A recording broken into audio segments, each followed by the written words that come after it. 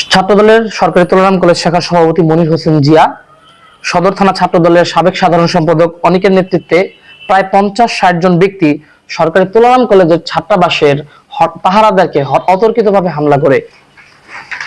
আসসালামু আলাইকুম রহমতুল্লাহ। সম্মানিত সাংবাদিক বৃন্দ, প্রিয় নারায়ণগঞ্জবাসী এবং উপস্থিত সকলকে আন্তরিক শুভেচ্ছা ও ধন্যবাদ এখানে আসার জন্য। আজ আমরা গভীর হতাশা ও বেদনা নিয়ে আপনাদের সামনে উপস্থিত হয়েছি। এমন একটি বিষয় নিয়ে আমাদের প্রেজেন্টেশন করতে হবে তা আমরা ভাবতে পারিনি।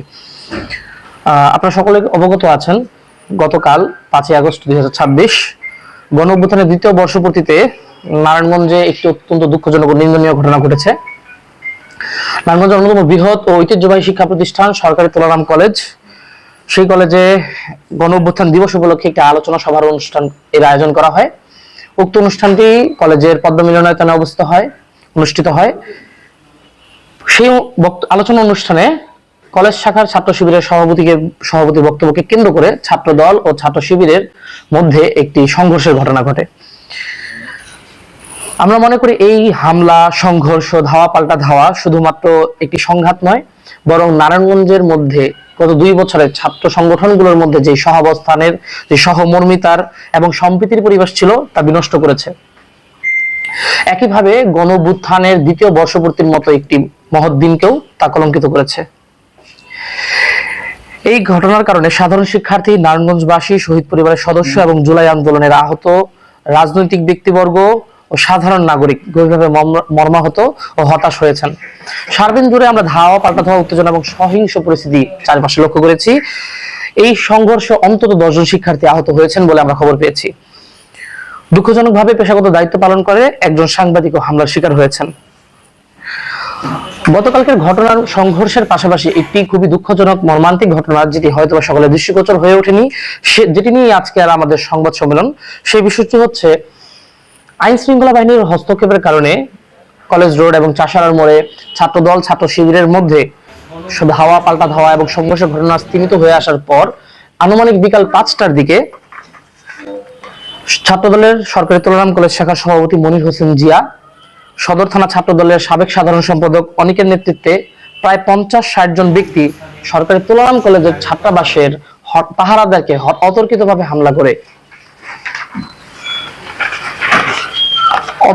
হামলা করে হলে জোরপূর্বকভাবে প্রবেশ করে। এ সময় তারা হলে অবস্থানরত শিক্ষার্থীদের কক্ষে কক্ষে প্রবেশ করে এবং তাদেরকে জিজ্ঞাসাবাদ, ফোন তল্লাশি, মারধরের ঘটায় এবং কক্ষের ভিতরে ভাঙচুর চালায়। হলে বিভিন্ন রাজনৈতিক নেতৃবৃন্দের পাশাপাশি সাধারণ শিক্ষার্থীরা বসবাস করেন। একটি হলে কখনোই সম্পূর্ণরূপে রাজনৈতিক শিক্ষার্থীরা বসবাস করেন না। সেই হলে যখন যে কোনো দলের পক্ষ থেকে হামলা করা হয়, তখন স্বাভাবিকভাবেই সাধারণ শিক্ষার্থীরা সেখানে সবচেয়ে বেশি ক্ষতিগ্রস্ত হন। উক্ত হামলায় ছাত্র শক্তির 2 জন সমর্থক এবং 3 জন সাধারণ শিক্ষার্থীকে শারীরিকভাবে তীব্র নির্যাতন করা হয়। এই হামলায় শরীফ আব্দুল্লাহ রাব্বি, দেওয়ান আমজাদ, রেদওয়ান, রিফাত, ইমন হোসেন সহ আরো অনেককেই বেধড়ক মারপিট করা হয়। তাদেরকে স্টাম্প, রড, বেল্ট, কাঠের চেয়ার দিয়ে পিঠ, হাত, পা, মাথা সহ প্রায় পুরো শরীরে বিভিন্ন অংশে আঘাত করা হয়, যার কারণে তাদের শরীরে রক্তপাতের ঘটনা ঘটে। এর ফলে তাদের ঠোঁট কেটে যায়, হাত, পা, মাথা সহ পিঠের বিভিন্ন অংশ কেটে যায়। আমরা আসলে এটি দেখে খুব অবাক হই যে কিভাবে একটি ছাত্র সংগঠন একটা হলে, যেখানে রাজনৈতিক নেতৃবৃন্দের পাশাপাশি সাধারণ শিক্ষার্থীরা অবস্থান করছে, সেখানে দিয়ে সবাইকে বেধড়ক মারপিট করে কোনো প্রকার বাছ বিচার ছাড়া। বরং সেখানে রাজনৈতিক নেতৃবৃন্দ বলতে খোঁজা হচ্ছিল যে এখানে ছাত্রদল ব্যতীত অন্য কোনো রাজনৈতিক দলের নেতৃবৃন্দরা আছেন কিনা। তাদের ফোন জোর করে কেড়ে নেওয়া হয় এবং এখানে তল্লাশি চালানো হয়। শুধুমাত্র তল্লাশি বা মারধরের ঘটনা নয়, এখানে হামলার ঘটনার পাশাপাশি চুরি এবং ছিনতাইয়ের মতো ঘটনা ঘটে।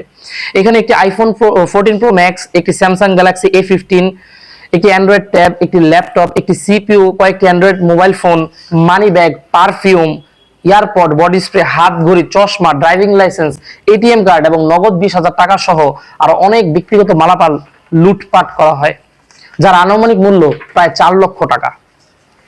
এছাড়াও বিভিন্ন কক্ষে খাট, চশমা, আসবাবপত্র, কম্পিউটার, ল্যাপটপ, ফ্যান সহ অন্যান্য মালামাল ভাঙচুর করা হয়, যা প্রায় 2 লক্ষ টাকার সমপরিমাণ মালামালের ক্ষতির কারণ হয়েছে। আমরা বলতে চাই এটি শুধুমাত্র একটি রাজনৈতিক সহিংসতার ঘটনা নয়, আমরা মনে করি যে এটি একটি অপরাধমূলক কর্মকাণ্ড। একইভাবে আমরা কোনোভাবেই যারা এই ঘটনার জন্ম দিয়েছে তাদেরকে ছাত্র সমাজের প্রতিনিধি হিসেবে দেখতে চাই না। আমরা মনে করি তারা একজন অপরাধী।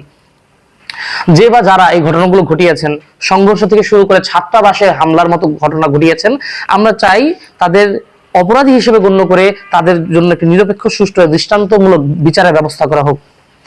আমরা মনে করি একটি কলেজ ক্যাম্পাস হওয়া উচিত যুক্তি চর্চা, জ্ঞান চর্চা, প্রতিযোগিতা, সৃজনশীলমূলক এবং পারস্পরিক শ্রদ্ধাবোধের জায়গা হওয়া উচিত। কিন্তু অত্যন্ত দুঃখের সাথে লক্ষ্য করছি, বলতে হচ্ছে অনেক ক্ষেত্রে শিক্ষাঙ্গন এখন একটি প্রভাব বিস্তার, ভয়ভীতি প্রদর্শন এবং সহিংসতার সংস্কৃতির দিকে চলমান রয়েছে। জাতীয় ছাত্র শক্তি সবসময় সংঘাতের বিপরীতে সংলাপ, সহাবস্থান, মত প্রকাশের স্বাধীনতা, সম্প্রীতি এবং পারস্পরিক শ্রদ্ধাবোধের রাজনীতিতে বিশ্বাস করে। আমরা মনে করি মতের ভিন্নতা কখনোই সহিংসতার কারণ হতে পারে না। আমরা একই সাথে কলেজ প্রশাসনের ভূমিকাতেও গভীর হতাশা প্রকাশ করছি। গতকালকের দিনটিতে অনুমেয় ছিল বিভিন্ন ছাত্র সংগঠনের মধ্যে উত্তেজনামূলক একটি পরিস্থিতি তৈরি হতে পারে, যার কারণে কলেজ প্রশাসন আগে থেকেই প্রস্তুতিমূলক অবস্থান রাখতে পারতেন।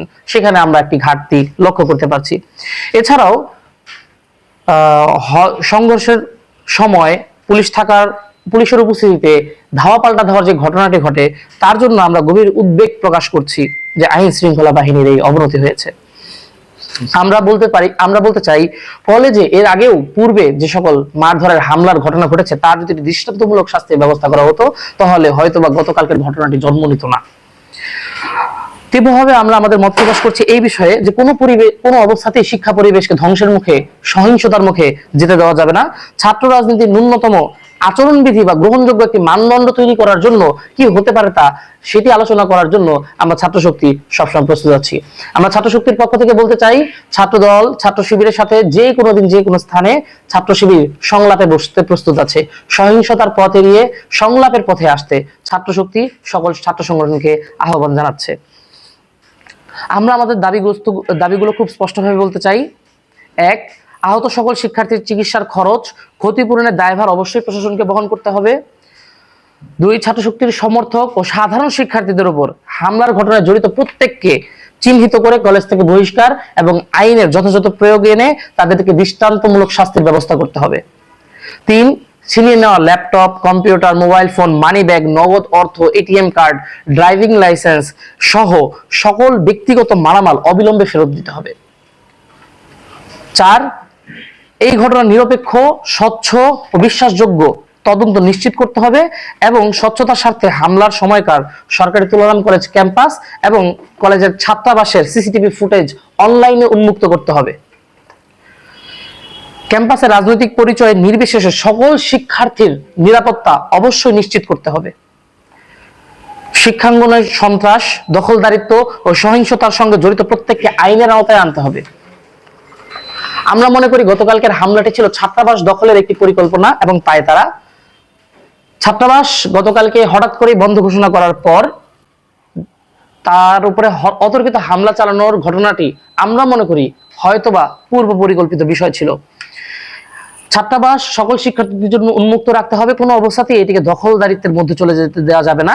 অতি দ্রুত ছাত্রাবাস খুলে দিতে হবে এবং কোনো মতেই হল বন্ধের নোটিশ জারি রেখে কাউকে হল দখল করতে দেওয়া যাবে না।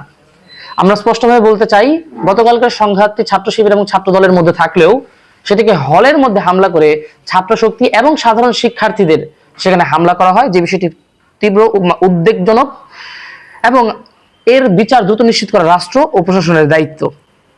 আমরা একই সাথে সরকার দলীয় ও নারায়ণগঞ্জের সকল নেতৃত্বের প্রতি আহ্বান জানাই, আপনারা রাষ্ট্র ও জাতির নেতৃবৃন্দ, আপনারা দায়িত্বে আছেন জনপ্রতিনিধি হিসেবে, তাহলে শুধুমাত্র আপনাদের দলীয় নেতাকর্মীদের নয়, অন্যান্য রাজনৈতিক নেতাকর্মীদের এবং সাধারণ শিক্ষার্থীদের যারা আহত হয়েছেন, যাদের উপরে হামলা হয়েছে, যাদের মোবাইল, মানি ব্যাগ, টাকা, ফোন, ল্যাপটপ গুলো ছিনিয়ে নেওয়া হয়েছে, তাদেরকেও আপনারা দেখতে যান, তাদের পাশে আপনারা দাঁড়ান।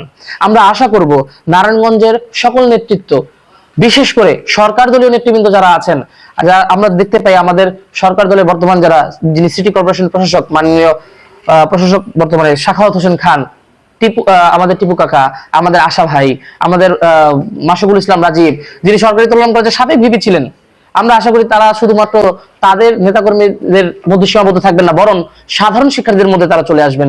একই সাথে আমাদের যেহেতু এই কলেজটি 5 আসনের মধ্যে পড়েছে, তাহলে 5 আসনের এমপি মহোদয় এবং আমাদের ছাত্রাবাসটি যেহেতু 4 আসনের সীমানার মধ্যে পড়েছে, আমাদের 4 আসনের এমপি মহোদয় থেকে শুরু করে প্রত্যেকটি স্তরের নেতাকর্মী, যেহেতু আমাদের এখানে ছাত্র শিবির জড়িত ছিল, আমরা আশা করব যে বাংলাদেশ জামাত ইসলামী যে দলটি আছে এবং এছাড়া বিভিন্ন রাজনৈতিক দল যারা আছেন, আপনারা ছাত্রদের পাশে দাঁড়াবেন। সাধারণ শিক্ষার্থীদের অধিকার আদায়ের ক্ষেত্রে কোনো দলমতের প্রয়োজন হয় না বলেই আমরা বিশ্বাস করি। এবং আমরা একই সাথে বলতে চাই যে প্রকৃত ঘটনা উদ্ঘাটন এবং নিরপেক্ষ তদন্তের মাধ্যমে দোষীদের কলেজ থেকে বহিষ্কার এবং সর্বোচ্চ শাস্তি যা আইনের মাধ্যমে দেওয়া সম্ভব হয় তা দিতে আপনারা আন্তরিক ভূমিকা রাখবেন। সবশেষে ছাত্র দল ও ছাত্র শিবিরের উভয় সংগঠনের দায়িত্বশীল নেতৃবৃন্দদের প্রতি আমাদের আহ্বান থাকবে, সহিংসতার রাজনীতি পরিহার করে সংলাপ, সহাবস্থান, সম্প্রীতি ও সহমর্মিতার পথ বেছে নিন। মতের ভিন্নতা গণতন্ত্রের সার্বিক সৌন্দর্য, সহিংসতা কখনোই কোনো রাজনৈতিক মতাদর্শের ভাষা হতে পারে না। ধন্যবাদ সকলকে।